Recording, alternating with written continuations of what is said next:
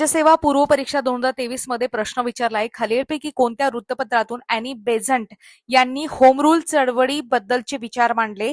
यामध्ये new India, Commonwealth, Bombay gadget, telegraph असे option दिलेले आहेत आणि पर्यायी उत्तर सुद्धा आहेत. अ आणि फक्त, ब आणि क फक्त, अ आणि ड फक्त, अ ब क फक्त. या प्रश्नाचं योग्य उत्तर आहे अ आणि ब फक्त, न्यू इंडिया आणि कॉमनवेल्थ. बघा, न्यू इंडिया जे होतं ते एक दैनिक वृत्तपत्र होतं ज्याद्वारे भारतीय स्वराज्याची मागणी लावून धरली होती. आणि कॉमनवेल्थ जे होतं एक साप्ताहिक पत्र होतं, त्यातून राजकीय आणि सामाजिक सुधारणांवर अॅनी बेझंट भाष्य करत होत्या. तर मग आता थोडक्यात अॅनी बेझंट यांच्याबद्दल माहिती घेऊ. अॅनी बेझंट म्हटलं तर 1847 ते 1933 या दरम्यान त्यांचा कार्यकाळ होता. स्वातंत्र्य लढ्यातील एक महत्वाच्या ब्रिटिश महिला नेत्या, समाज सुधारक आणि थिओसॉफिस्ट होत्या. त्यांनी भारताला आपली कर्मभूमी मानले होते. मी जन्माने जरी ख्रिश्चन असली तरी मनाने हिंदू आहे असे ते अभिमानाने सांगत असत.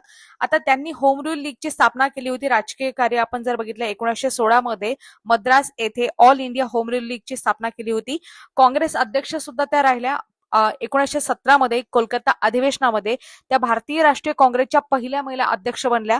त्यांनी ब्रिटिशांची अडचण ही भारतासाठी सुवर्ण संधी आहे असा भारतीयांना मंत्र दिला. व्यतिरिक्त त्यांचे काही शैक्षणिक सामाजिक कार्य सुद्धा आहे. जसं त्यांनी सेंट्रल हिंदू कॉलेजची स्थापना केली होती 1898 मध्ये. बनारस येथे सेंट्रल हिंदू कॉलेजची स्थापना करण्यामध्ये पुढाकार घेतला होता. नंतर त्याचं बनारस हिंदू विद्यापीठ झालं, BHU म्हणतो आपण त्याला. थिओसॉफिकल सोसायटी आहे 1907 मध्ये. थिओसॉफिकल सोसायटीच्या जागतिक अध्यक्ष बनल्या. त्यांनी अड्यार म्हणजे मद्रास येथून मुख्यालय तिथे विकसित सुद्धा केलं होतं. त्यांनी भगवद्गीतेचं इंग्रजीमध्ये भाषांतर केलं होतं 1905 मध्ये. आणि सगळ्यात महत्वाचं, देशप्रेमामुळे वसंत देवी आणि बसंत मा असं सुद्धा त्यांना म्हटलं जाईल. पद्धतीने अॅनी बेझंट यांच्याबद्दल माहिती आपण घेतली. ते बाकीचे वृत्तपत्र सांगितलेले आहे. बॉम्बे गॅझेट हे कोणाचं होतं हे तुम्हाला सांगायचं आहे. तसंच लोकमान्य टिळकांनी सुद्धा होम रूल चळवळीची सुरुवात केली होती, स्थापना केली होती.